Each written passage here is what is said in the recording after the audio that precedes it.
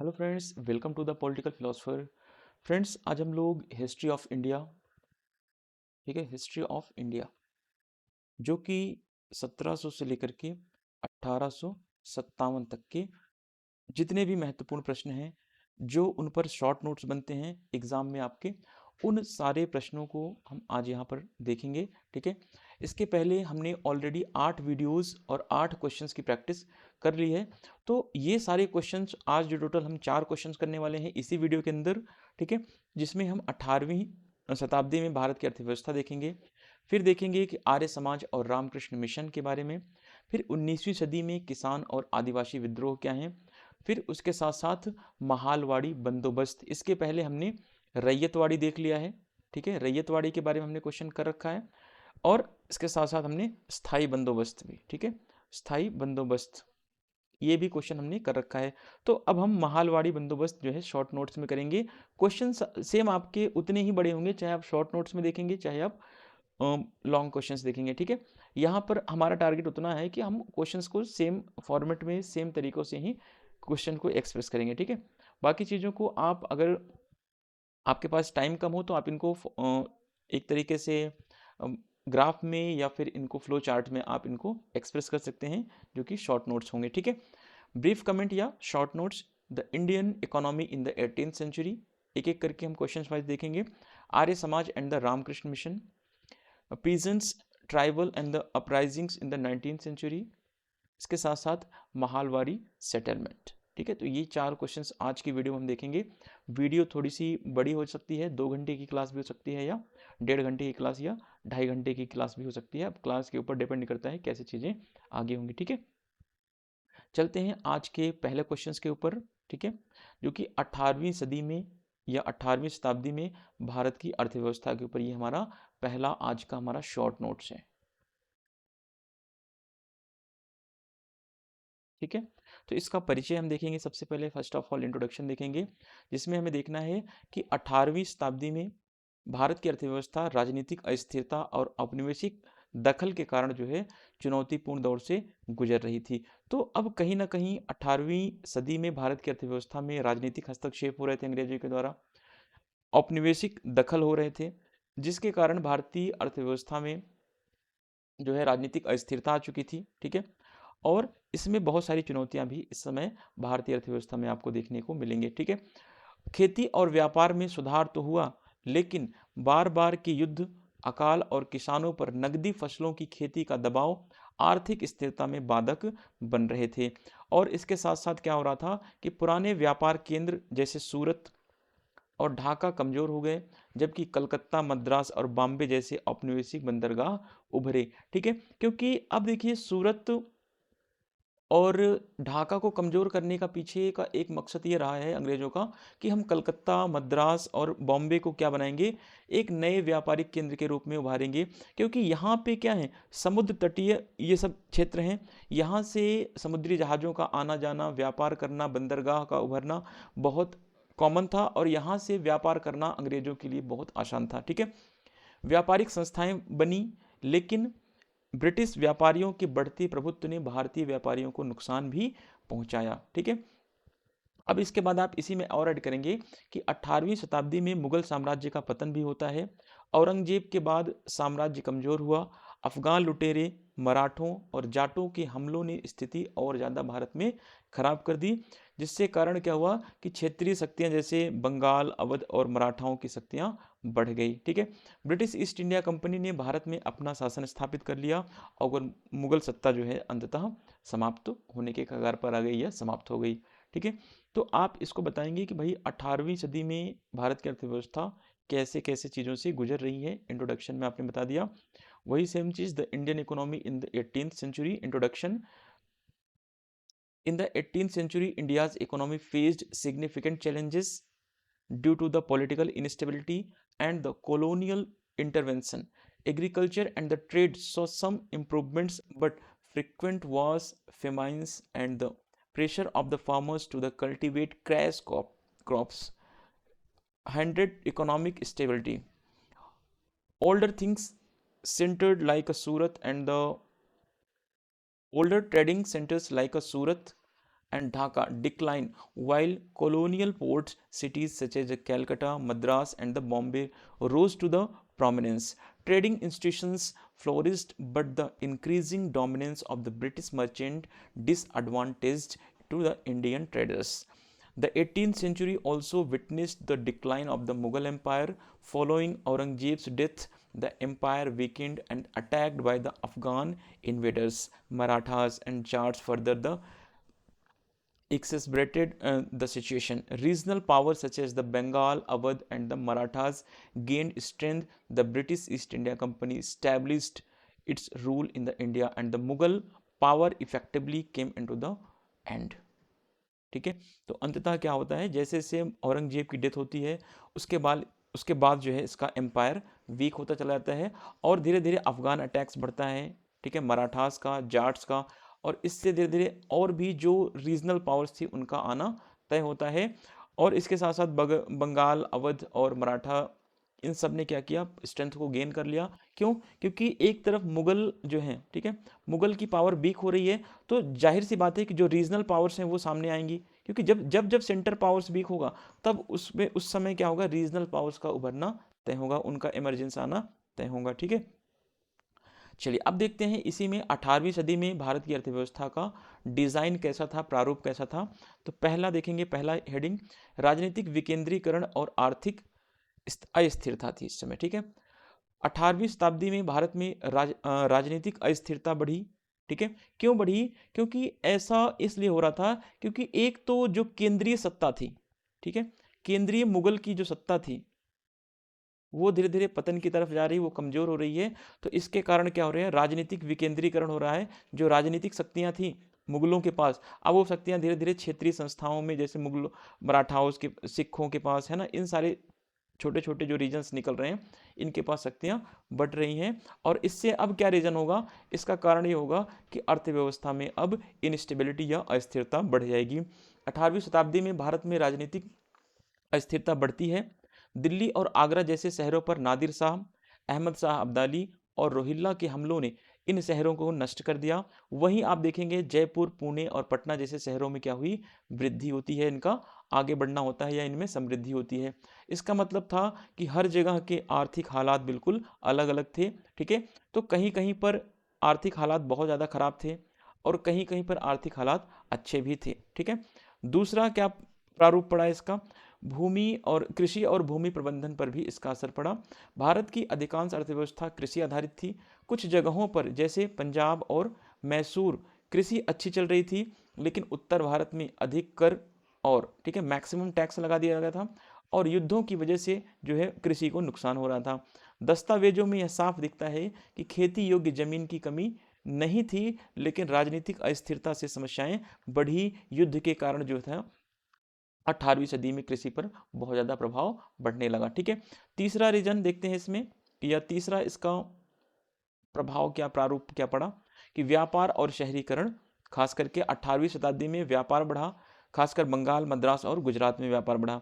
सूरत जैसे पुराने बंदरगाहों और शहरों का पतन हुआ और बॉम्बे, कलकत्ता और मद्रास जैसे नए शहरों ने प्रमुखता हासिल कर ली, क्योंकि अंग्रेजों का उद्देश्य था कि हम जहाँ पर भी समुद्री बंदरगाह बन सकते थे वहां पर हम इन शहरों को डेवलप करेंगे। ठीक है, लेकिन ईस्ट इंडिया कंपनी के कारण भारतीय व्यापारियों को नुकसान हुआ, क्योंकि ब्रिटिश व्यापारी व्यापार में हावी हो गए और भारतीय व्यापारी धीरे धीरे कमजोर होते चले गए। ठीक है, चौथा देखते हैं इसमें, उपनिवेशवाद और उसका प्रभाव क्या पड़ा भारतीय अर्थव्यवस्था के ऊपर 18वीं शताब्दी में। खास करके ब्रिटिश ईस्ट इंडिया कंपनी ने बंगाल के राजस्व पर कब्जा कर लिया। इसके कारण क्या हुआ कि भारतीय किसानों को नील और अफीम जैसी नकदी फसलें उगाने के लिए मजबूर किया गया। क्यों किया गया? क्योंकि नील और अफीम की जो डिमांड थी वो यूरोप के बाजार में ज़्यादा थी। ठीक है, और यूरोप में इसकी बहुत ज़्यादा डिमांड हो रही थी। इसके साथ साथ ब्रिटिश ईस्ट इंडिया कंपनी यहाँ भारत में व्यापार के लिए आई थी। ठीक है, ईस्ट इंडिया कंपनी चाहती थी कि भाई हम ज़्यादा से ज़्यादा अपने मुनाफे को बढ़ाएं। ठीक है। अब देखिए जैसे यहाँ पे भारतीय किसानों को नील और अफीम जैसी नकदी फसलें उगाने के लिए मजबूर किया गया। अब इसका कारण क्या हुआ, जिससे कि खाद्य फसलें जो गेहूं चावल अनाज थे ये सब कम होने लगे, और 1770 में क्या हुआ, अंततः बंगाल में अकाल आ गया जिससे बहुत लोग मारे गए। ठीक है, ये भूख अकाल आया, इसमें खाद्य पदार्थों की कमी हो गई। क्यों?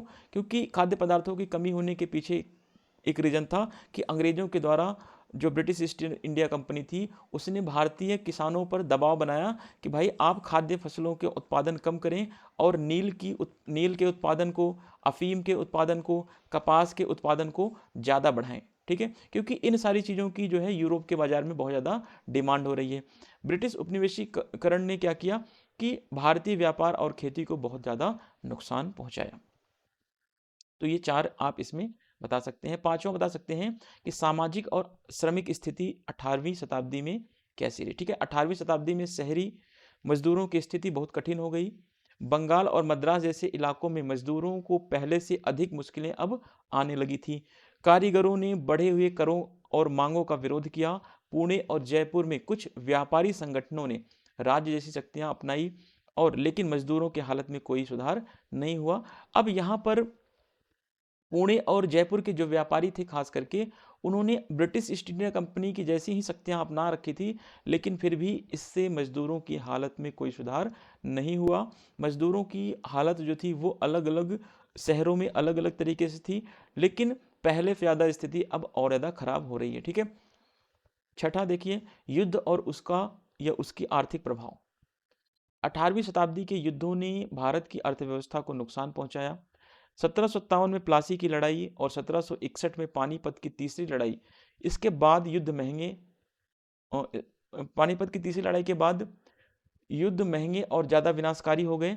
बंदूकों का उपयोग और किराए के सैनिकों की नियुक्ति ने खर्च को बढ़ा दिया, जिससे भारतीय अर्थव्यवस्था पर बुरा असर पड़ा। अब देखिए जितने युद्ध हो रहे हैं इसमें ज़्यादा से ज़्यादा जो है खर्च बढ़ रहा है। ठीक है, अब खर्च इसलिए बढ़ रहा है क्योंकि एक तो अंग्रेजों को भाड़े पर किराए पर सैनिकें रखने पड़ रहे हैं, सैनिकों के साथ साथ अंग्रेजों को नए नए हथियार खरीदने पड़ रहे हैं। तो अब ये पैसे कहाँ से आएंगे? अब ये पैसे किसानों से वसूले जाएंगे जो टैक्स के रूप में। ठीक है, तो अब ये टैक्स के रूप में किसानों से जो पैसे वसूले जाएंगे, तो इससे क्या हो रहा है, भारतीय अर्थव्यवस्था पर इसका बुरा असर पड़ेगा। ठीक है, the structure of the Indian economy in the 18th century, political decentralization and the economic instability आ चुकी है 18th सेंचुरी में। Political instability increased in India during the 18th century. Attacks by the Nadir Shah, Ahmad Shah Abdali and the Rohillas on the cities like Delhi, Agra and devastated these urban centers. Meanwhile, cities like Jaipur, Pune and the Patna, ठीक है, prospered. This mean to the economic condition varied significantly from the region to region. अब इसका मतलब ये हुआ कि भाई अब देखिए, अब 18th सेंचुरी में क्या हो रहा है, बेसिकली यहाँ पर पॉलिटिकल इनस्टेबिलिटी आ चुकी है। क्यों? क्योंकि यहाँ पर अब ज़्यादातर वार स्टार्ट हो चुके हैं, जिसमें अब देखिए कि नादिर शाह का अटैक है, अहमद शाह अब्दाली का, ठीक है, रोहिल्लास का अटैक हुआ, जिससे दिल्ली और आगरा जैसे जो शहर थे वो बर्बाद हो गए। लेकिन कुछ शहर जो थे जैसे जयपुर, पुणे और पटना, ठीक है, ये प्रॉस्परस हुए, ये समृद्ध होते हैं। ठीक है, अब यहाँ पर ये बात कहा गया है कि भाई रीजन टू रीजन सिटीज़ के अकॉर्डिंग जो था वो कंडीशन अलग अलग थी, कहीं की कंडीशन ज़्यादा बेकार थी तो कहीं कंडीशन थोड़ी बेहतर थी। Agriculture and the land management. The Indian economy was largely based on the agriculture. In some areas, such as the Punjab and Mysore, agriculture thrived, but in the North India, it suffered due to the heavy taxation and war. अब agriculture economy में देखेंगे यहाँ पर काफ़ी सुधार तो हो रहा है। जैसे अब देखेंगे कुछ एरिया में, जैसे पंजाब और मैसूर में एग्रीकल्चर उतना अच्छा नहीं था, लेकिन अच्छा तो था, लेकिन अब यहाँ पे कहीं कहीं पर देखेंगे जहाँ पे जैसे नॉर्थ इंडिया में हैवी टैक्सेस बढ़ा दिए गए। ठीक है, हैवी टैक्सेस और वार चल रहे हैं, तो इसकी वजह से कृषि एग्रीकल्चर बहुत अच्छा नहीं है। Documents clearly shows that there was a no shortage of the arable land. ठीक है, अब यहाँ पे डॉक्यूमेंट्स बताते हैं कि भाई यहाँ पर भूमि की कोई कमी नहीं थी, जमीनों की कोई शॉर्टेज नहीं थी, लेकिन पॉलिटिकल इनस्टेबिलिटी और जो सिग्निफिकेंट प्रॉब्लम्स थे उसकी वजह से जो है एग्रीकल्चर और लैंड मैनेजमेंट में प्रॉब्लम्स आए, जिससे कि यहाँ पर लॉस दिखाएगा।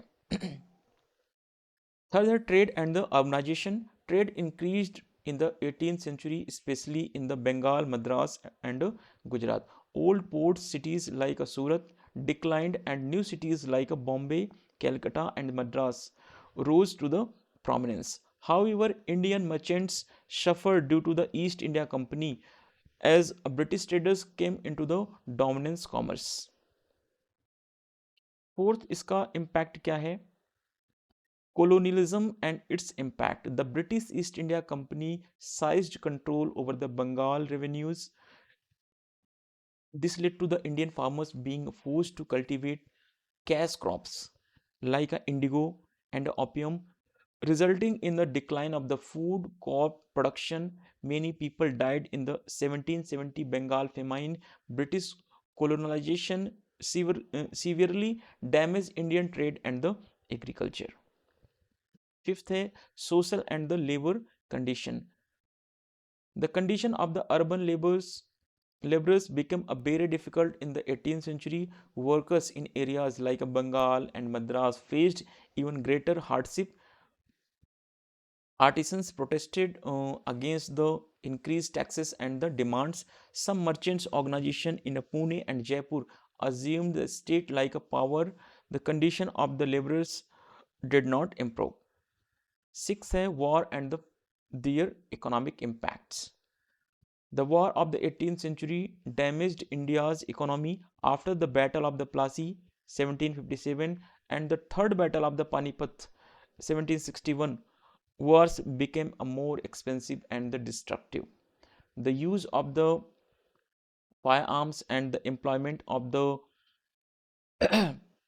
mercenary soldiers increased cost, negatively impacting the Indian economy. ठीक है, तो यहाँ पर भी वॉर एंड उसका इकोनॉमिक इम्पैक्ट दिखाया गया है. जैसे इसने बताया कि भाई प्लासी के वॉर का क्या इम्पैक्ट पड़ा, जो पानीपत का थर्ड बैटल था, इन सब ने क्या किया, इंडियन इकोनॉमी को बिल्कुल डिस्ट्रक्टिव कर दिया. ठीक है, अब यहाँ पे वॉर्स में क्या हुआ, यहाँ पर कुछ फायर आर्म्स खरीदे गए और यहाँ पर सोल्जर्स को जो है एक तरीके से किराए पर लिया गया, जिससे कि कॉस्ट बढ़ा.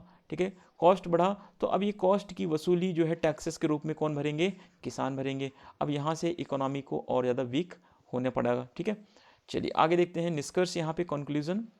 18वीं शताब्दी में भारत की अर्थव्यवस्था अस्थिर थी. मुगल साम्राज्य का पतन, युद्धों, ब्रिटिश उपनिवेशवाद और बढ़े हुए करों ने आर्थिक स्थिति को और ज़्यादा प्रभावित कर दिया. अब यहाँ से व्यापार, कृषि और श्रमिक वर्ग पर दबाव बढ़ेगा और सामाजिक असमानता और युद्धों ने देश की आर्थिक प्रगति को जो है बाधित किया. तो ये कंक्लूजन आपका हो जाएगा.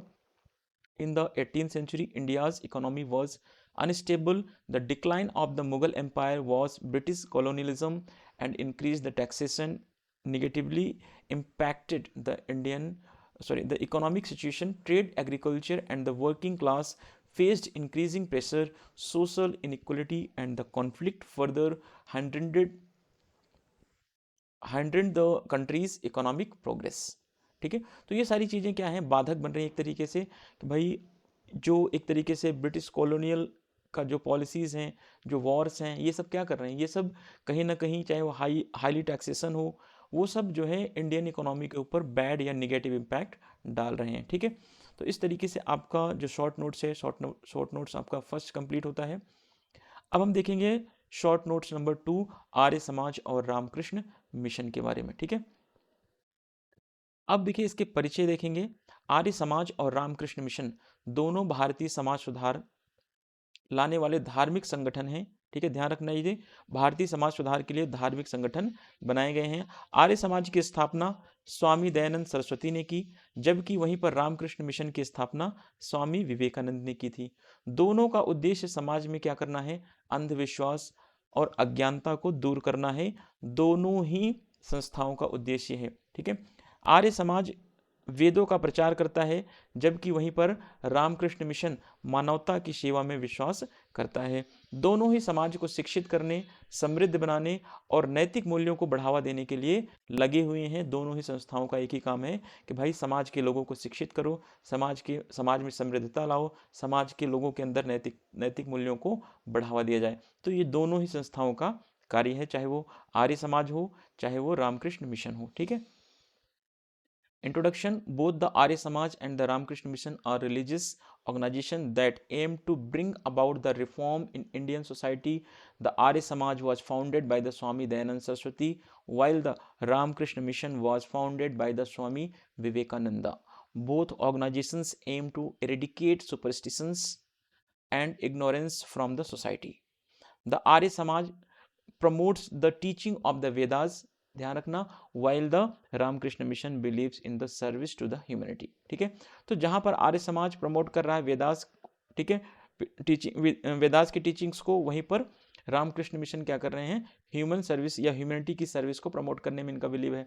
Both are actively working to educate and the empower society and the promote the moral values. ठीक है, तो दोनों ने मिलकर के क्या किया, एजुकेशन को आगे बढ़ाया, एम्पावरमेंट को आगे बढ़ाया सोसाइटी के अंदर, और मोरल वैल्यूज को इन्होंने आगे बढ़ाने में दोनों ही इंस्टीट्यूशंस ने बहुत ज़्यादा हेल्प करी है. ठीक है, अब एक एक करके इन चीज़ों को समझते हैं. पहले देखेंगे आर्य समाज, उसके बाद देखेंगे रामकृष्ण मिशन. ठीक है, स्वामी दयानंद सरस्वती, जिनका जन्म 1824 में और 1883 में इनकी मृत्यु हो गई. स्वामी दयानंद सरस्वती ने 10 अप्रैल 1875 को मुंबई में आर्य समाज की स्थापना की, याद रखना. ठीक है, इसका उद्देश्य क्या है, हिंदू धर्म में सुधार करना और समाज में से बुराइयों को खत्म करना था. स्वामी दयानंद सरस्वती ने एक नारा दिया कि वेदों की ओर लौटो. ठीक है, बैक टू द वेदास या रिटर्न टू द वेदास. ठीक है, क्योंकि वेदों की ओर लौटने का नारा इनका इसलिए था क्योंकि वेदों में समानता की बात की गई है, वेदों में नैतिकता की बात की गई है. ठीक है, अब इन्होंने कहा कि वेदों की ओर लौटने का नारा दिया और वैदिक धर्म को समाज का आधार बनाने का इन्होंने प्रयास किया. इन्होंने कहा कि जो वैदिक धर्म है, वैदिक धर्म में समाज में समानता है, चाहे वो स्त्री हो, चाहे पुरुष हो, चाहे कोई भी जाति धर्म का व्यक्ति हो, उसके सबके लिए क्या है, समानता की बात की गई है. ठीक है, वही बात इंग्लिश में आर्य समाज की बात करते हैं. स्वामी दयानंद सरस्वती 1824 to 1883. ठीक है, founded the Arya Samaj in Mumbai on the April 10th 1875. Its objective was to reform Hinduism and eliminate the social evils. He gave the slogan "Return to the Vedas" and strive to make the Vedic religion to the foundation of the society.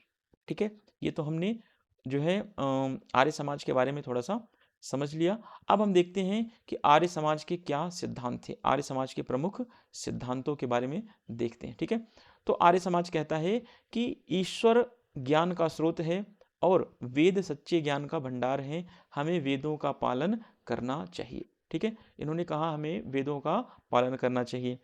दूसरा, इसमें इन्होंने बताया, आर्य समाज के सिद्धांतों में कहा गया कि हमें सत्य को अपनाना और असत्य को त्याग देना चाहिए. ठीक है, जो सही है उसको हम अडॉप्ट करेंगे, जो गलत है उसको छोड़ देंगे. तीसरी बात इन्होंने कहा, यह इनके सिद्धांतों में कहा गया है कि समाज का उद्देश्य लोगों का भौतिक, आध्यात्मिक और सामाजिक कल्याण करना है. ठीक है, तो समाज इसलिए बनाया गया है और समाज का उद्देश्य है कि जो समाज के अंदर लोग रह रहे हैं उनका भौतिक रूप से फिजिकल, स्पिरिचुअल और सोशल वेलफेयर उनका हम कैसे करें, उनका सामाजिक कल्याण, भौतिक कल्याण और आध्यात्मिक कल्याण जो है समाज का लक्ष्य इसमें बताया गया है कि ये करना है. चौथा, अज्ञानता को दूर कर ज्ञान का प्रचार करना चाहिए, इससे समाज में जागरूकता और प्रगति होगी. यह भी एक आर्य समाज का प्रमुख सिद्धांत था. पांचवा सिद्धांत इनका है कि व्यक्तिगत भलाई से ऊपर जाकर के सामूहिक कल्याण को सोचना चाहिए. ठीक है, हमें अपनी भलाई को ध्यान में नहीं रखना, बल्कि हमारी भलाई के अलावा हमें क्या करना है, हमें अपनी भलाई को छोड़ के समाज के हित में ध्यान देना चाहिए, समाज के हित के लिए हमें कार्य करना चाहिए. तो ये आर्य समाज के प्रमुख सिद्धांत हैं. इन सिद्धांतों को आप जरूर याद रखें. The main principle of the Arya Samaj. First है, God is the source of the knowledge and the Vedas are the repository of the true knowledge and we should follow the Vedas.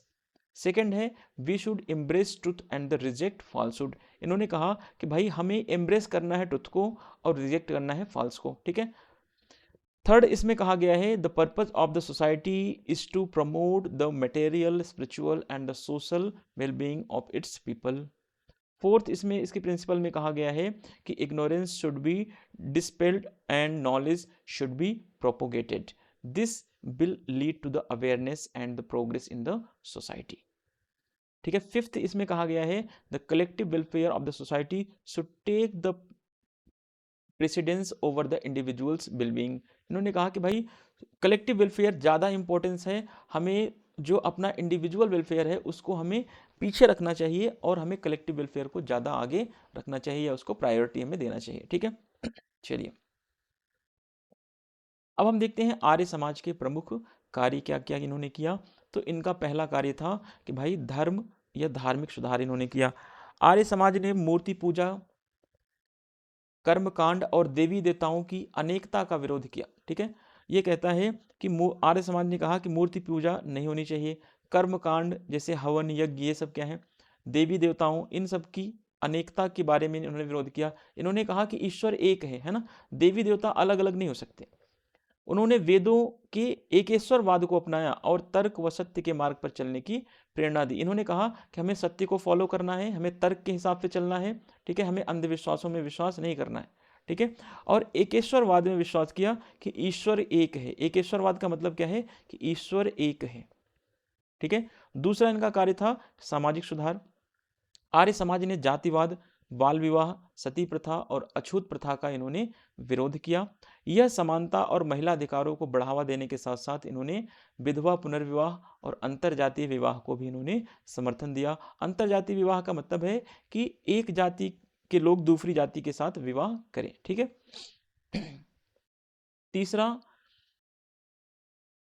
कार्य इनका है कि शुद्धि आंदोलन। स्वामी दयानंद ने धर्म परिवर्तन कर चुके हिंदुओं को वापस हिंदू धर्म में शामिल करने के लिए शुद्धिकरण समारोह किए। इन्होंने कहा कि जिन्होंने क्रिश्चियनिटी को अपना लिया, जिन्होंने मुस्लिम धर्म को अपना लिया, जिन्होंने दूसरे धर्मों को अपना लिया, वे लोग अब अपने धर्मों में वापस आ सकते हैं। इसके लिए इन्होंने एक आंदोलन चलाया, शुद्धि आंदोलन। ठीक है, इस आंदोलन ने हिंदुओं को अपने धर्म के प्रति जागरूक किया और उनके मूल विश्वासों की ओर लौटने के लिए मार्ग प्रशस्त किया।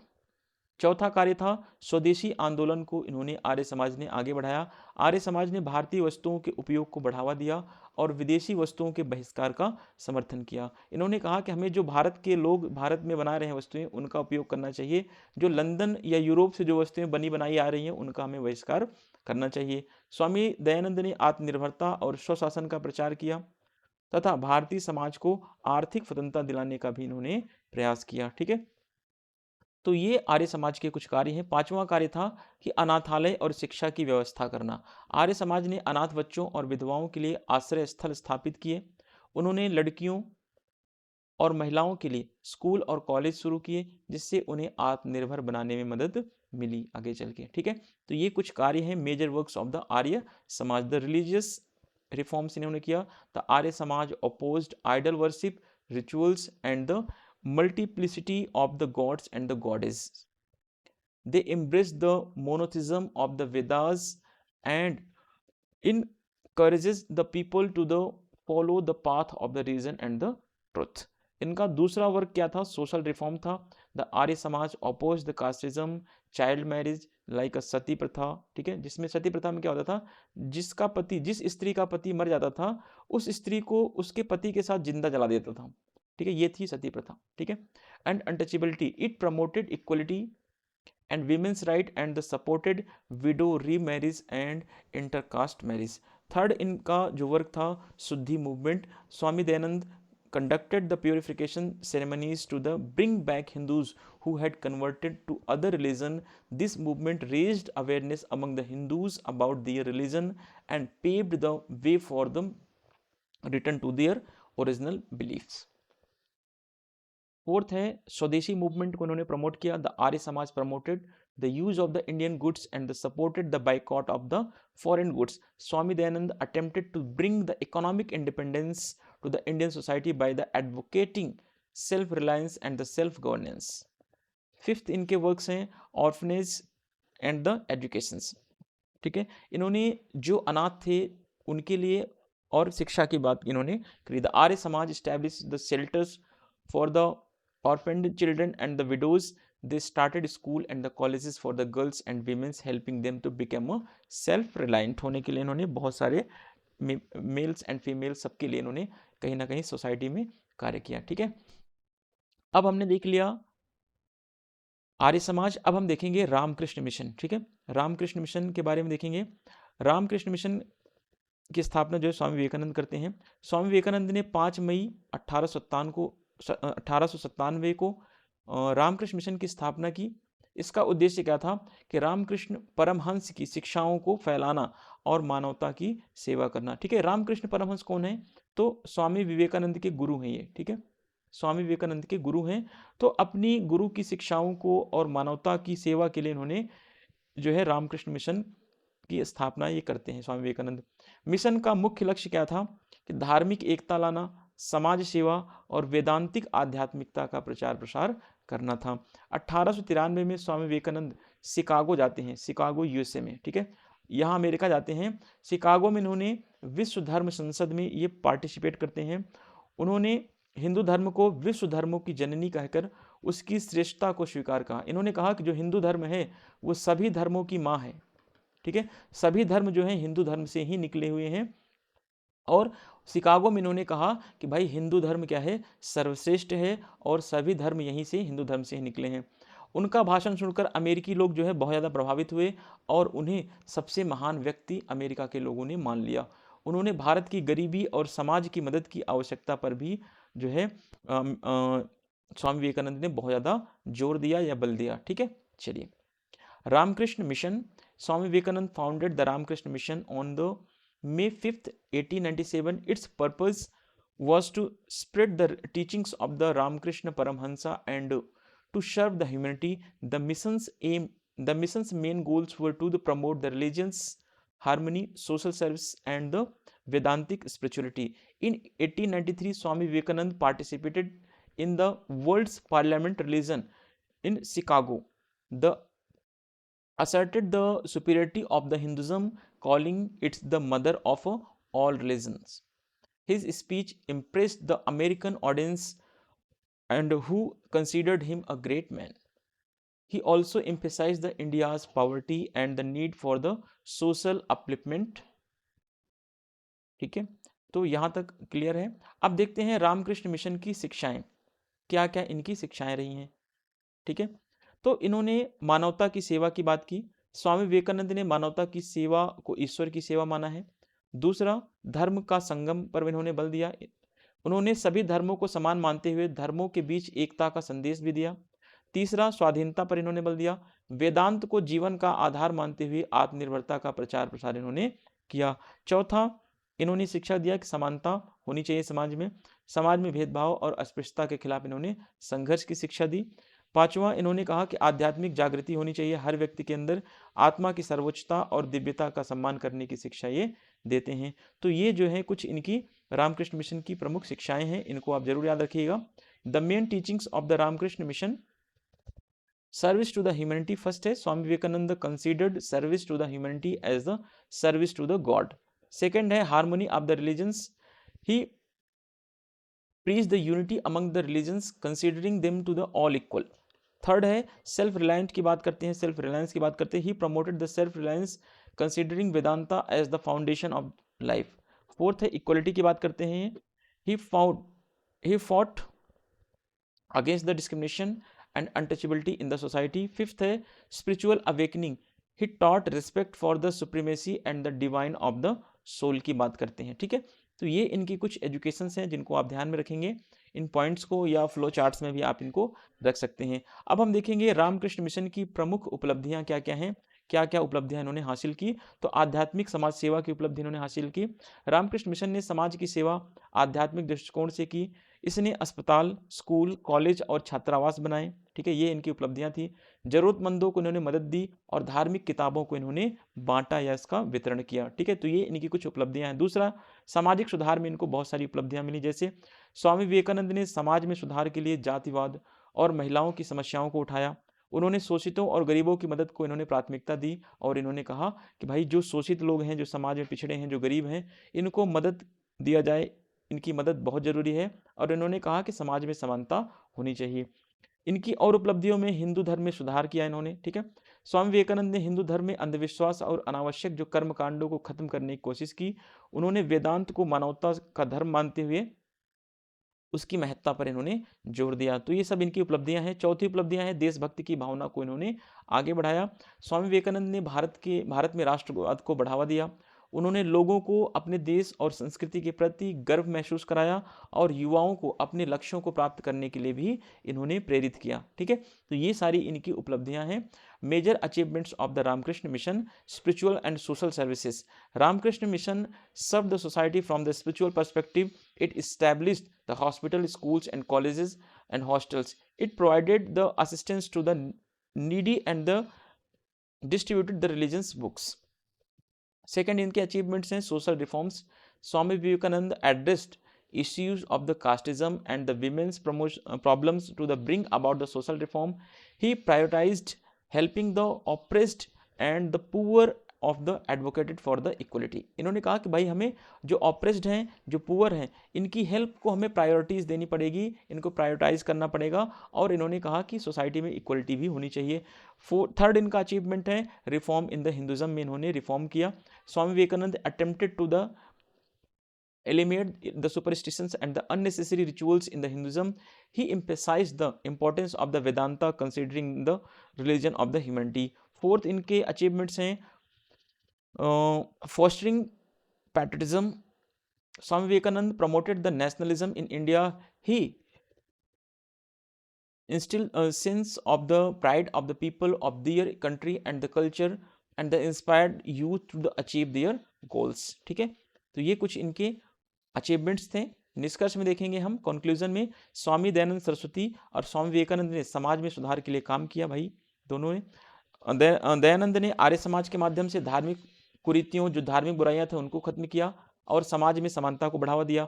तो वहीं पर स्वामी विवेकानंद ने रामकृष्ण मिशन की स्थापना की, जिससे मानवता की सेवा बढ़ी, धर्म की एकता बढ़ी और समाज में सुधार पर जोर दिया। तो दोनों ने भारतीय समाज को जागरूक किया और उसको आगे बढ़ाने में मदद की। ठीक है, तो इस तरीके से आप चीज़ों को कंक्लूड कर सकते हैं। Swami Vivekananda and Dayanand Saraswati, Swami Dayanand Saraswati and Swami Vivekananda worked for the social reform. Dayanand through the Arya Samaj eradicate the religious malpractices and promoted the equality in the society. Vivekanand founded the Ramakrishna Mission, which emphasized the service to the humanity and the unity of the religion and social reforms. Both awakened the enlightened Indian society. ठीक है, तो इस तरीके से आपका conclusion and हो जाएगा।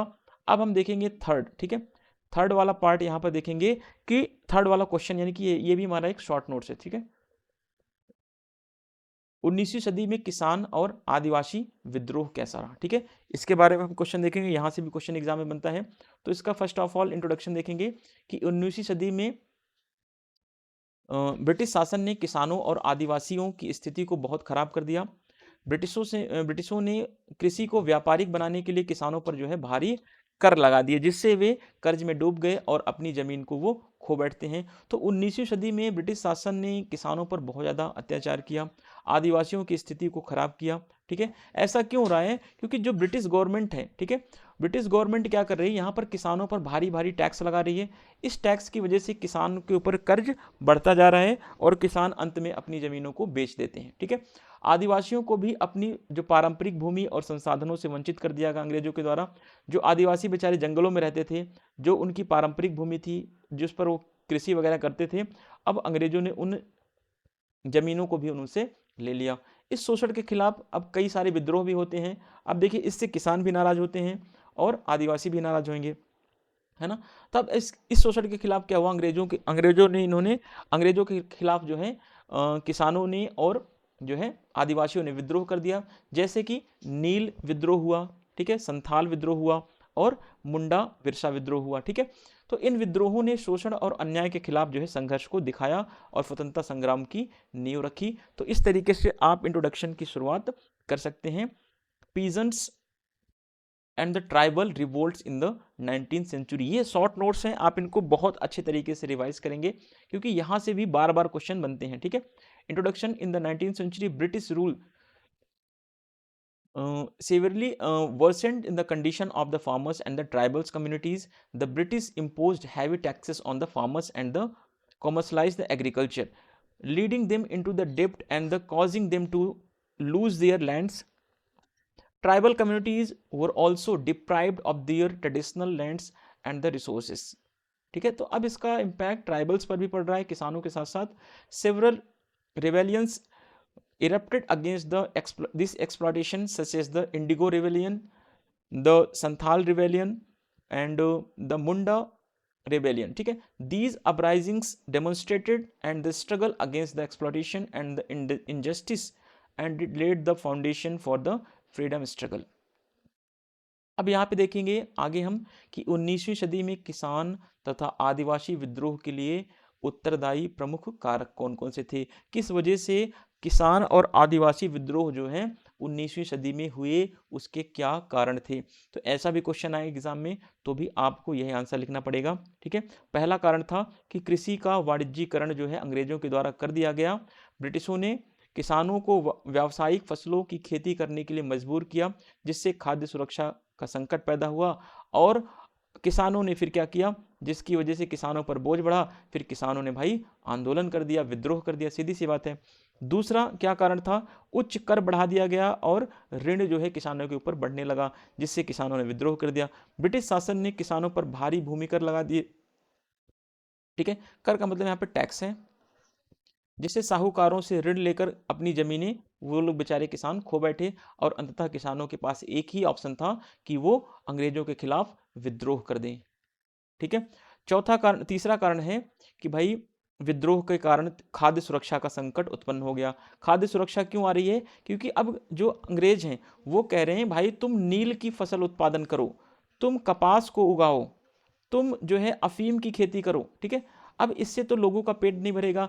भारतीय किसानों के जो बच्चे हैं, जो मजदूर हैं, उनका पेट तो दाल चावल गेहूं इन अनाजों से भरेगा। तो खाद्य सुरक्षा पर संकट तभी आ रहा है जब नकदी फसलों के कारण खाद्य सुरक्षा फसलों के लिए भूमि कम हो गई, जिससे अकाल और भुखमरी धीरे धीरे बढ़ने लगी। तो यह अंग्रेज दबाव बना रहे हैं भारतीय किसानों के ऊपर कि भाई तुम लोग अब क्या करो, नकदी फसलों को ज़्यादा उगाओ, क्योंकि अंग्रेज तो चाह रहे हैं कि हमें व्यापार में लाभ मिले। हम भारतीय जो नकदी फसलें हैं, जिसमें नील की फसल, कपास की फसल, ठीक है, अफीम की फसलें, इन सब का यूरोप में बहुत डिमांड है। लेकिन इन सब की खेती अगर भारतीय किसान करेंगे तो भारतीय किसान और भारत के लोग क्या खाएंगे। ठीक है, उनके सामने खाद्य सुरक्षा का संकट उत्पन्न हो जाएगा।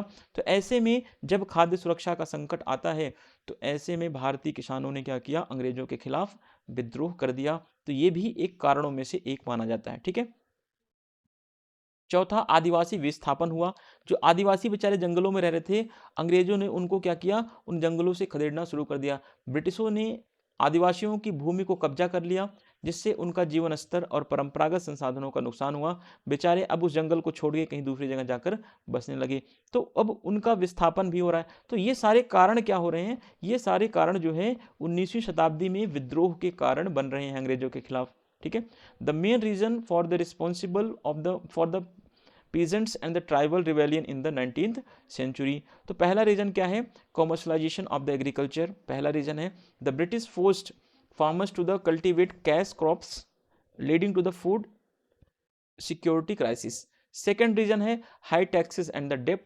ठीक है, British rule imposed heavy lands taxes on the farmers, forcing them to take loans from the money lenders and ultimately loss their lands. Third reason था फूड सिक्योरिटी क्राइसिस का आना, जिसकी वजह से सारे ये रिवेलियन स्टार्ट हो रहे हैं। ठीक है, the focus on the cash crops reduce the land available for the food crops leading to famines and the starvations. तो अब भाई जब कैश क्रॉप्स आप ज़्यादा उगाओगे तो जाहिर सी बात है कि आपके लिए फूड्स के लिए लैंड्स नहीं बचेगा, तो इससे अकाल आएगी, फेमाइन आएगा, स्टारवेशन होगा। तो इससे भी क्या होगा, किसानों ने, फार्मर्स ने इससे भी रिवेलियन को स्टार्ट किया। तो ये भी एक रीज़न है। फोर्थ है ट्राइबल्स डिस्प्लेसमेंट हुआ इनका। ठीक है, the British seized the land of the tribals communities, result क्या आया, in a decline of the in their living standard and the loss of the their traditions resources. अब यहाँ पे हम कुछ चीज़ों को देखेंगे जिसमें प्रमुख किसान तथा आदिवासी विद्रोह हैं। ठीक है, तो ये भी इसी क्वेश्चंस का पार्ट है, प्रमुख किसान तथा आदिवासी विद्रोह। अब कौन कौन से किसान विद्रोह हुए और कौन कौन से आदिवासी विद्रोह हुए, इन सारी चीज़ों को एक एक करके यहाँ पर हम देखने का प्रयास करते हैं। ठीक है, वीडियो थोड़ी सी बड़ी होने वाली है क्योंकि ऑलरेडी ये 43, हो सकता है कि ये 1 घंटे 10 मिनट के आसपास वीडियो बने, लेकिन आप लोग प्लीज़ पेशेंस बना के रखेंगे। आपको 4 क्वेश्चन एक साथ यहाँ पर तैयार हो रहे हैं। ठीक है, 4 क्वेश्चन को आप एक साथ यहाँ से कंप्लीट कर सकते हैं। ठीक है, तो प्रमुख किसान और आदिवासी विद्रोह कौन कौन से हैं, इनको एक एक करके देखते हैं। तो पहला नील विद्रोह, जो 1859 से 60 के बीच में चला। बंगाल में किसानों को नील उगाने के लिए अंग्रेजों ने मजबूर कर दिया। ठीक है, अब इससे क्या हुआ कि बागान मालिकों ने कम कीमत दी और किसानों का शोषण भी हुआ। ठीक है, बंगाल में किसानों को नील उगाने के लिए मजबूर किया गया। बागान मालिकों ने कम कीमत भी दी और किसानों का शोषण भी किया। तो किसानों ने विरोध में नील उगाने से मना कर दिया भाई। उन्होंने कह दिया कि भाई आप तो एक तो हमें कीमत भी कम दे रहे हो, नील उगाने के बदले हमें पैसा भी कम मिल रहा है और हमारा ऊपर से आप शोषण भी कर रहे हो। तो ऐसे में किसानों ने कह दिया भाई हम नील की खेती नहीं कर सकते। कारखाने नष्ट हो गए और बागान मालिकों पर हमला कर दिया जो है किसानों ने कहा कि भाई जो नील की फैक्ट्रीज थी उनको इन्होंने नष्ट कर दिया किसानों ने, और जो बागान के मालिक थे उन पर किसानों ने अटैक कर दिया। ठीक है, दूसरा दक्कन दंगे हुए 1875 में। महाराष्ट्र के दक्कन क्षेत्र में किसान साहूकारों से कर्ज में डूब चुके थे बेचारे। ठीक है, किसानों ने जो बड़े बड़े साहूकार थे उनसे कर्ज ले लिया था और कर्ज में साहूकारों के कर्ज में किसान बेचारे डूब चुके थे। साहूकारों ने अत्यधिक ब्याज लिया और जो किसानों की भूमि थी वो छीन ली। अब किसान इससे क्या हुए, किसान गुस्से में आ गए भाई। किसान गुस्से में आ गए और साहूकारों पर किसानों ने हमला कर दिया और जो किसानों की जमीन थी किसानों ने अपनी जमीन वापस ले ली साहूकारों से। ठीक है, तीसरा विद्रोह कौन सा था, संथाल विद्रोह। ये 1855 से 1856 में चला। अब झारखंड के संथाल आदिवासी, ठीक है, ऊपर के दो किसान विद्रोह हैं, अब यहाँ पे देखिए संथाल विद्रोह। झारखंड के संथाल आदिवासियों ने ब्रिटिश और जमींदारों के खिलाफ विद्रोह कर दिया। ब्रिटिशों ने उनकी भूमि पर कब्जा किया। सिद्धू और कान्हू ने जो है इस संथाल विद्रोह का नेतृत्व किया, लेकिन ब्रिटिशों ने इस विद्रोह को दबा दिया आखिरकार। ठीक है, यह विद्रोह जो है बहुत सफल नहीं हो पाया।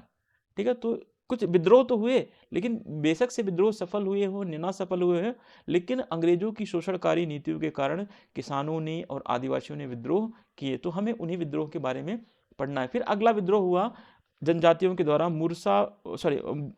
मुंडा विद्रोह। ठीक है, जिसमें बिरसा मुंडा, ठीक है, बिरसा मुंडा के नेतृत्व में मुंडा जनजाति ने शोषण के खिलाफ अंग्रेजों से संघर्ष किया और मुंडा ने आदिवासी अधिकारों के लिए लड़ाई भी लड़ी।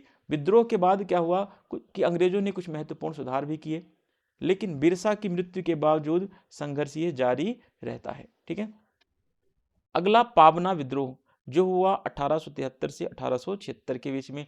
आपको डेट न याद हो तो कोई भी इशू नहीं है। ठीक है, लेकिन ये विद्रोह तो आप जरूर ध्यान में रखें, पॉइंट्स इनका जरूर याद रखें। बंगाल के पाबना जिले में किसानों ने अत्यधिक किराए और बेदखली के खिलाफ जो है विरोध किया। किसानों ने सामूहिक प्रदर्शन किए और किराए में सुधार के लिए जो है किसानों ने संघर्ष भी किया।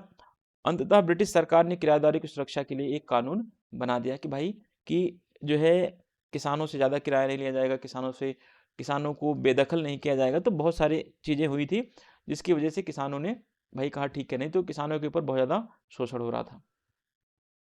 अब देखिए major peasants and the tribal rebellion, यही हम चीज़ इंग्लिश में पढ़ेंगे, अभी हिंदी में देखा हमने।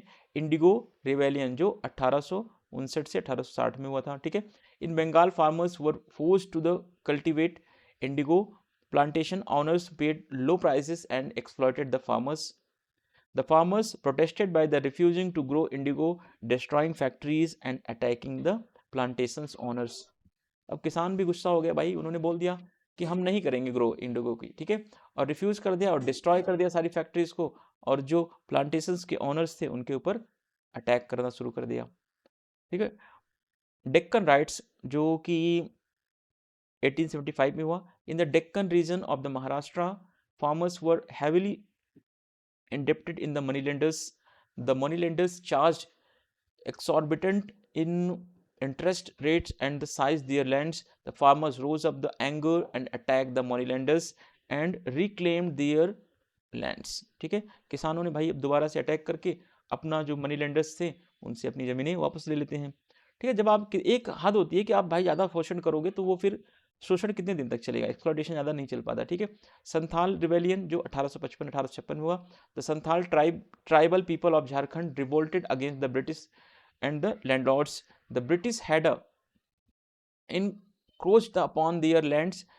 Sidhu and Kanhu led the rebellion but British suppressed it. ठीक है, ध्यान रखना, सिद्धू कान्हू ने इस रिबेलियन को आगे बढ़ाया, इन्हीं के अंडर में हुआ, बट ब्रिटिश गवर्नमेंट ने इसको आगे नहीं बढ़ने दिया। फोर्थ देखिए, मुंडा रिबेलियन जो 1899 से 1900 के बीच में होता है, लेड बाय बिरसा मुंडा, ठीक है, Birsa Munda and the Munda tribes fought against the exploitation.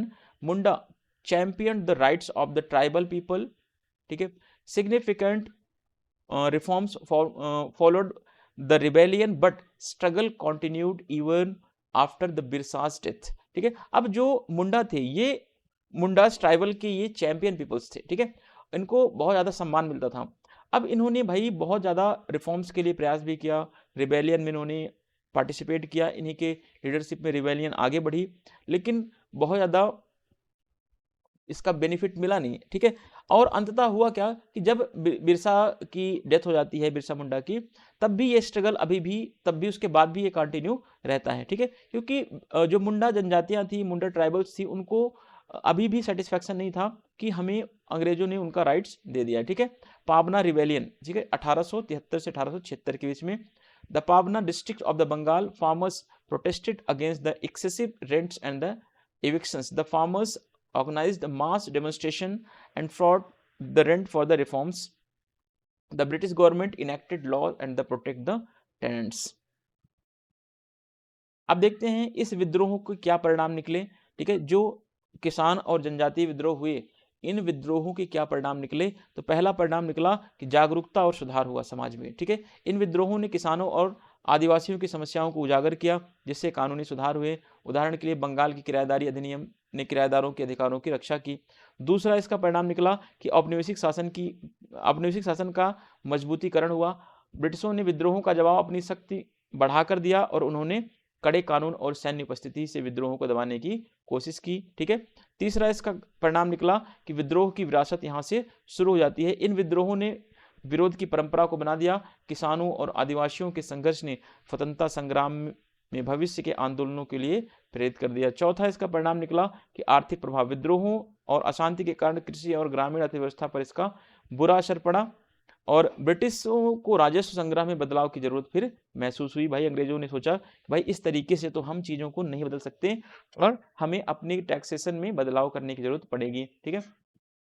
Consequences of the rebellion, first इसका कंसिक्वेंसेस क्या पड़ा, impact awareness of the reforms, awareness and the reforms, these uprisings highlighted the problems of the farmers and the tribal communities, leading to the legal reforms. For example, Bengal Tenancy Act protected the rights of the tenants. Second इसका impact पड़ा, strengthening of the colonial rule. The British responded the uprising by the consolidating their powers. अब Britishers ने अपनी powers को दोबारा से consolidate करना शुरू किया, क्योंकि उनको पता है कि ये किसानों ने विद्रोह कर दिया है, तो अब आगे भी ऐसे रिविलियंस हो सकते हैं, तो ऐसे में हमें अपनी पावर्स को, मिलिट्री को ज़्यादा स्ट्रॉन्ग करना पड़ेगा। They attempted to the suppress the rebellion through the stricter law and increase the military presence. Legacy of the resistance, the uprisings created a traditional of the resistance. The struggle of the farmers and the tribal people inspired future movements in the freedom struggle. ठीक है। Fourth इसका impact था, economic impact पड़ा। Uprising the uprising and the unrest had an adverse effect on the agriculture and the rural economy. The British felt to need to make them changes and revenue collections. अब इसका ये भी असर पड़ा कि भाई Britishers को ये पता चल गया कि अब हमें जो हमारा रेवेन्यू कलेक्शन का तरीका है उस तरीके में हमें बदलाव करना पड़ेगा, नहीं तो फिर ये जो है एक तरीके से विद्रोह फिर होंगे। कंक्लूजन में देखेंगे 19वीं सदी में ब्रिटिश शासन ने किसानों और आदिवासियों को बहुत मुश्किलों में डाल दिया, जिससे कई विद्रोह हुए। इन विद्रोहों ने उनकी समस्याओं को उजागर किया और कुछ सुधार किए। हालांकि ब्रिटिशों ने अपनी ताकत बढ़ाई और इन संघर्षों ने स्वतंत्रता संग्राम को प्रेरित भी किया, ठीक है। Conclusion, in the 19th century British rule subjected farmers and tribal communities to immense hardship leading to the numerous rebellions. These uprisings highlighted their grievances and the resulted in some reforms. However, the British consolidated their power and these struggle ultimately fueled in the independence movement. ठीक है, तो इस तरीके से आपका ये तीसरा short notes complete होता है। अब हम चलते हैं अपने चौथे शॉर्ट नोट्स की तरफ, जो कि है महालवाड़ी बंदोबस्त के ऊपर। ठीक है, इस शॉर्ट नोट्स को पढ़ के हमारा ये पूरा यूनिट जो है आपका हिस्ट्री ऑफ इंडिया, ध्यान रखना, ठीक है, हिस्ट्री ऑफ इंडिया जो कि 1700 से लेकर के 1857 तक है, ये आपका पूरा यूनिट, पूरा सिलेबस कवर हो जाएगा with the question and the answers के साथ में। ठीक है, इन चीजों का आप जरूर ध्यान रखें। एक तो आपके इससे सिलेबस भी कवर हो रहे हैं, दूसरा क्वेश्चन आंसर्स भी आपका कवर हो रहा है।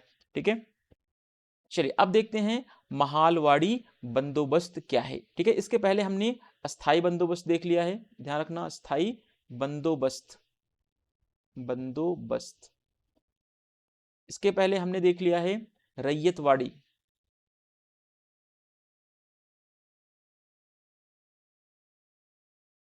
ठीक है, अब हम देखेंगे महालवाड़ी।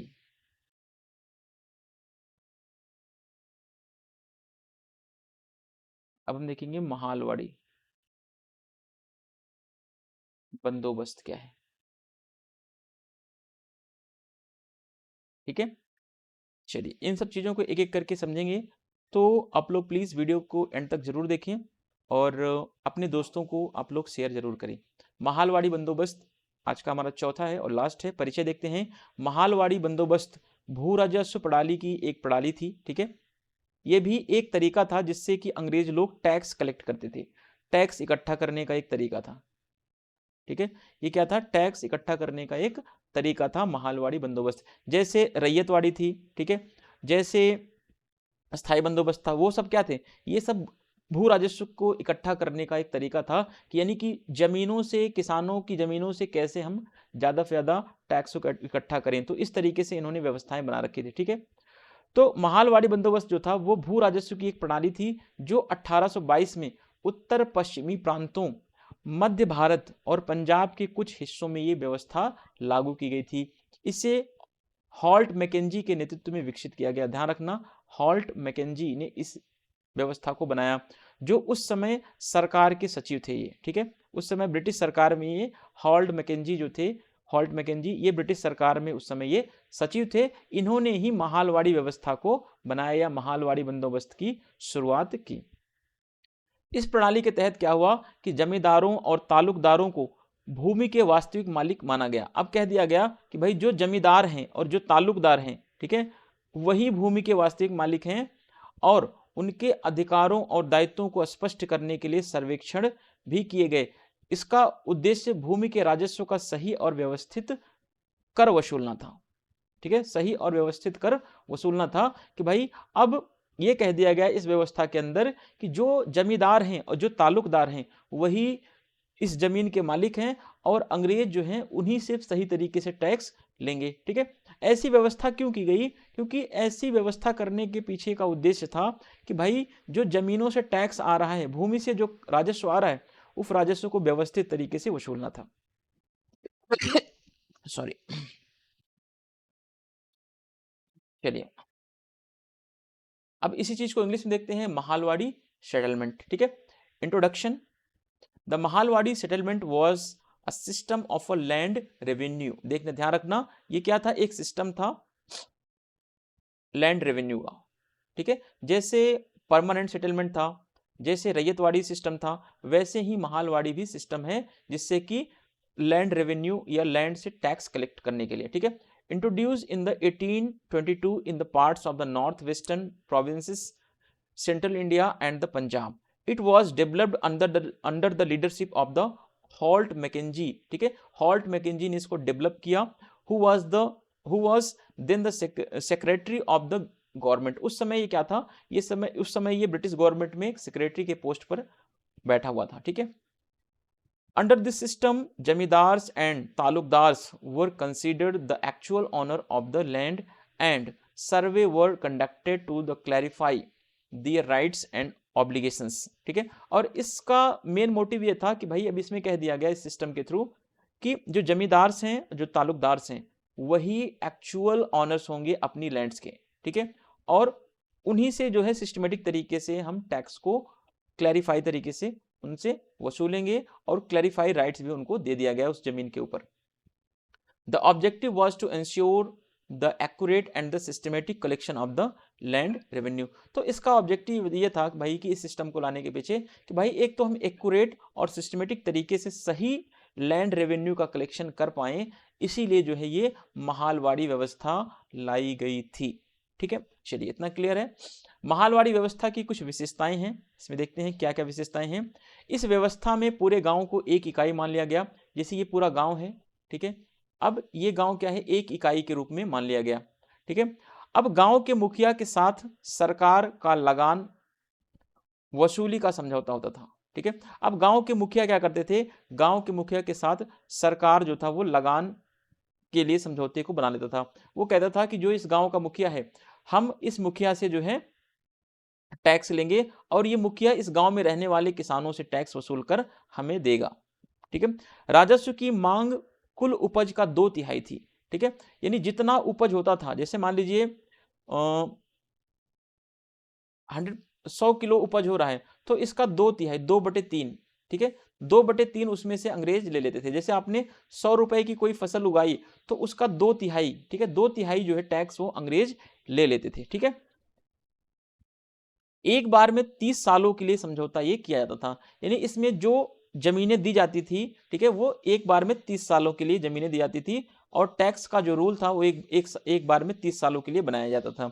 भूमि राजस्व का मूल्यांकन महल की कृषि उपज पर आधारित था, यानी इस महालवाड़ी व्यवस्था में जो कृषि उपज होती थी, ठीक है, जैसे मान लीजिए कोई जमीन ऐसी है जो बंजर जमीन है, जिस पर साल भर में 10 1 या 100 केजी ही उगता है, ठीक है, तो जिस जैसी जमीन ही होगी, ठीक है, जैसे जमीनें होंगी, जिस जमीन का जो है उत्पादन क्वालिटी ज़्यादा होगी उस पर ज़्यादा टैक्स लिया जाएगा। अब जिस जमीन की उत्पादन क्षमता कम होगी उससे टैक्स कलेक्शन भी कम किया जाएगा। तो इस तरीके से यहाँ पर बनाया गया था सिस्टम कि भाई राजस्व का मूल्यांकन जो है उसकी उपज के आधार पर लिया जाएगा कि कितना कृषि उस पर इस जमीन पर उपजती है, ठीक है। भूमि के विभिन्न मापों के आधार पर अलग अलग लगान की अवधारणाएं भी बनाई गई थी कि भाई जैसे ज्यादा जमीन है तो ज्यादा टैक्स, कम जमीन है तो कम टैक्स। ऐसा तो है नहीं कि भाई सारे किसानों के पास एक जैसी जमीन है, किसी के पास 10 एकड़ है, किसी के पास 1 एकड़ भी नहीं है ना। तो ऐसा नहीं है कि जो 10 एकड़ वाला अगर 10,000 रुपए दे रहा है सालाना तो 1 एकड़ वाला भी 10,000 रुपए देगा, तो ऐसा नहीं था, है ना। तो जितनी जिसके पास जमीनें थी उसी के आधार पर टैक्स भी उनके ऊपर लगाए जाते थे। Main feature of the Mahalwari system, in this system the entire village was considered a single unit. The government entered into the revenue collection agreement with the village headman, ठीक है। अब यहां से क्या होता था कि जो विलेज का हेडमैन होता था, विलेज का हेडमैन कौन है, सरपंच होगा, ठीक है। अब अंग्रेज लोग किससे टैक्स लेते थे, सरपंच से, क्योंकि अब उन्होंने कह दिया इस गांव से हम एक यूनिट मानेंगे। एक गांव क्या है, ये एक सिंगल यूनिट है, ठीक है।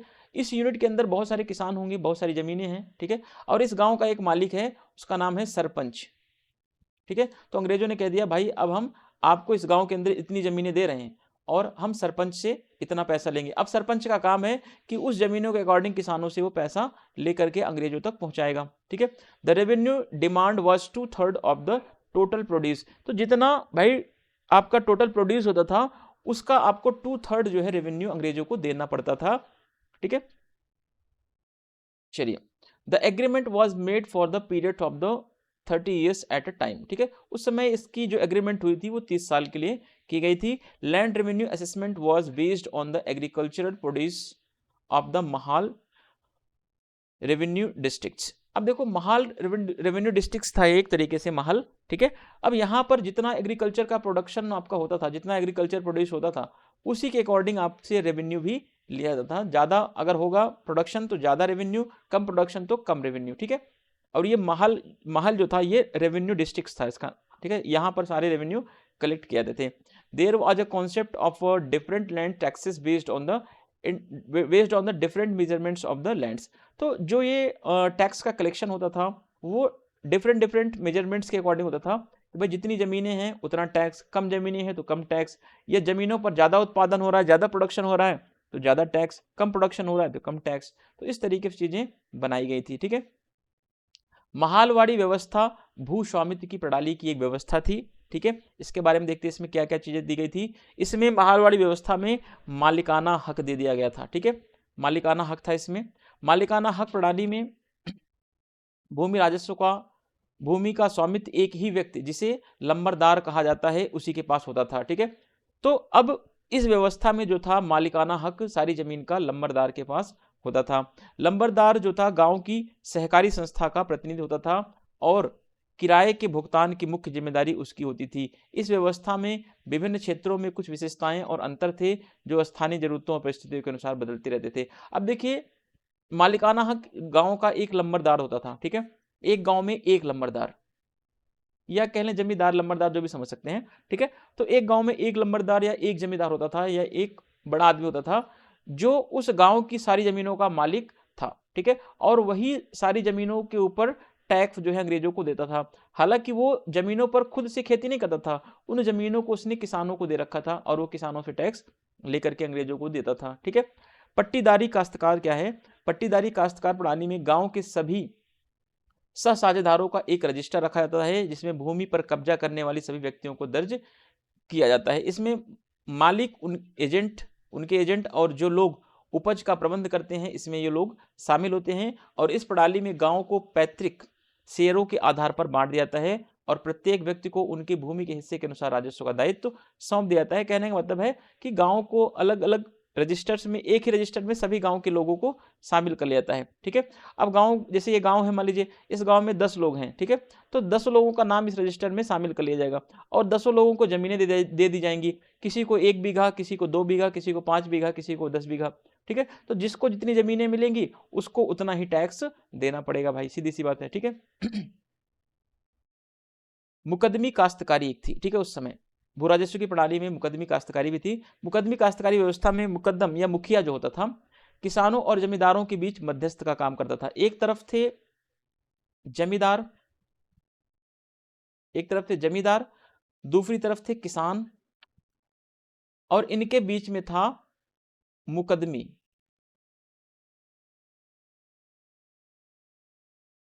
या मुखिया कह सकते हैं। ठीक है, अब ये मुखिया जो था किसानों से टैक्स लेता था और ये मुखिया जो था वो जमींदारों को टैक्स देता था। अब ये जमींदार जो है वो अंग्रेजों को टैक्स देते थे। ठीक है, इस तरीके से सिस्टम को बनाया गया था। अब देखिए, इसमें सारी चीजों को आप एक एक करके समझते चलेंगे और जल्द ही हम इस टॉपिक को कवर कर लेंगे। ठीक है, उसका कार्य क्या था? मुखिया का कार्य था कि लगान वसूलना, यानी टैक्स को वसूलना, और वसूले गए लगान का एक हिस्सा अपने पास भी वो रख लेता था। यह व्यवस्था एक कॉन्ट्रैक्ट के जैसा था, अनुबंध के जैसा था, जहां मुखिया किसानों और जमींदारों के बीच लेन देन को नियंत्रित करता था। यानी कि एक तरफ जमींदार हैं, ठीक है, दूसरी तरफ मुखिया है बीच में, और एक तरफ किसान है। तो किसानों से कुछ टैक्स लेकर के अपने पास 1% 2% कुछ रख लेता था, कुछ हिस्सा, और बाकी हिस्से को वो जमींदारों को दे देता था। ठीक है, भाईचारा काश्तकारी क्या थी? भाईचारा काश्तकारी में भूमि को समान हिस्सों में अलग अलग बांट दिया था। ठीक है, और इसमें कृत्रिम लॉट के आधार पर जोतने का अधिकार दिया था। यह पट्टीदारी काश्तकारी का एक विकसित रूप माना गया था, जहां भूमि को विभिन्न भूखंडों में बांटकर सह साझेदारों के अधिकारों का निर्धारण किया जाता था। भूमि राजस्व का भुगतान सह साझेदारों के मुख्य प्रतिनिधि या लंबरदार के द्वारा ही किया जाता था। तो ये भी एक तरीके की काश्तकारी की व्यवस्था थी या भू राजस्व की व्यवस्था थी। ठीक है, जिसमें भी यह कहा गया भाई कि भूमि को सबको समान हिस्सों में बांट दिया था और जितने हिस्सेदारी में बांटा गया है, ठीक है, सबको एक तरीके से राजस्व का भुगतान करना पड़ता था और राजस्व का भुगतान जो लंबरदार करता था। ठीक है, लंबरदार ही मुख्य प्रतिनिधि होता था और उसी के द्वारा सारे टैक्सेस इकट्ठे किए जाते थे। Mahalwari system land ownership system था ये।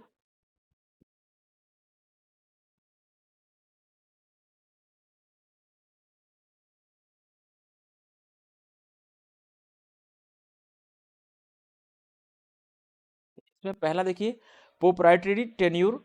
In the proprietary tenure system, the ownership of the land rested with the single individual known as the Lambardar.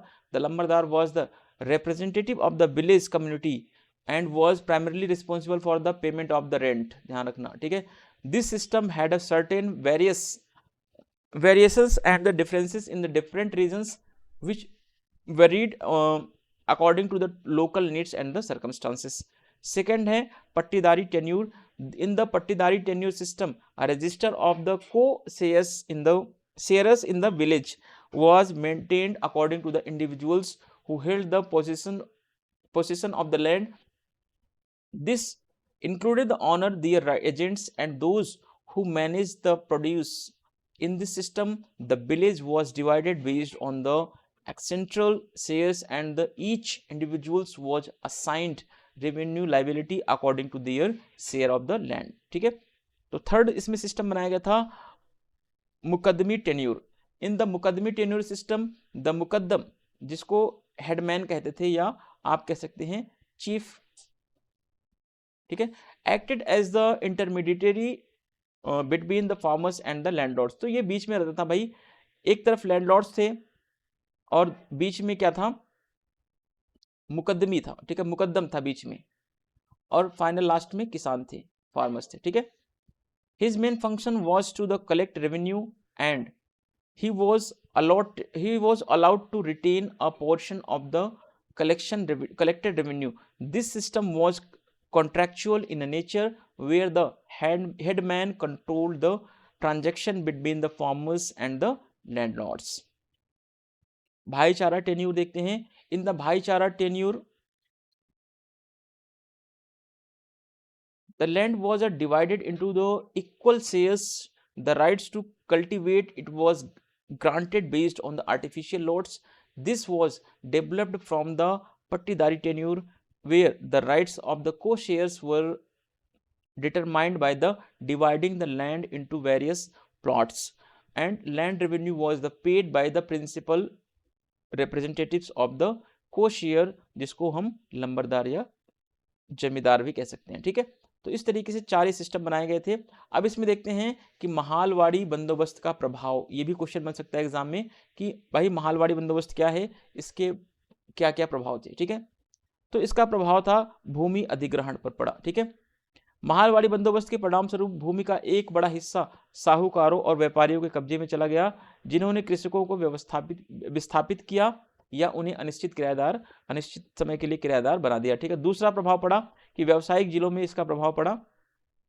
व्यावसायिक जिलों में यह प्रवृत्ति अत्यधिक स्पष्ट थी, जहां भूमि राजस्व की मांग अधिकतम हो गई. 1833 के बाद व्यापार और निर्यात में मंदी आई, जिससे भूमि धारकों को भारी नुकसान भी हुआ. तो ये भी इसका प्रभाव था.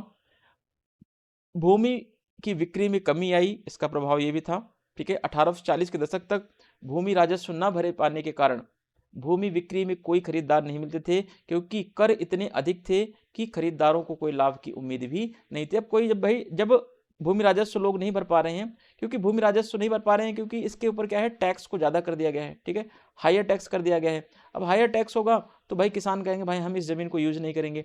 ठीक है, अब कोई भी जमीन खरीदेगा बनी, क्योंकि उस जमीन से किसी को कोई लाभ नहीं है ना. जितने की जमीन नहीं फायदा, तो वो टैक्स भरेगा अंग्रेजों को, तो फायदा क्या उस जमीन को खरीदने से. कृषक समुदाय पर इसका प्रभाव पड़ रहा है. महालवाड़ी बंदोबस्त के कारण उत्तर भारत के कृषकों समुदायों में 1830 से लेकर 1840 के बीच इस दशक में दरिद्रता और बेदखली बहुत ज्यादा बढ़ जाती है किसानों में.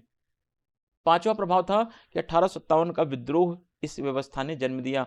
यह असंतोष 1857 के विद्रोह में प्रकट हुआ, जब उत्तर भारत के ग्रामीणों और तालुकदारों ने सरकारी अधिकारियों को निष्कासित कर दिया और सरकारी अभिलेखों को, सरकारी जो रिकॉर्ड थे, अभिलेख का मतलब क्या होता है, रिकॉर्ड.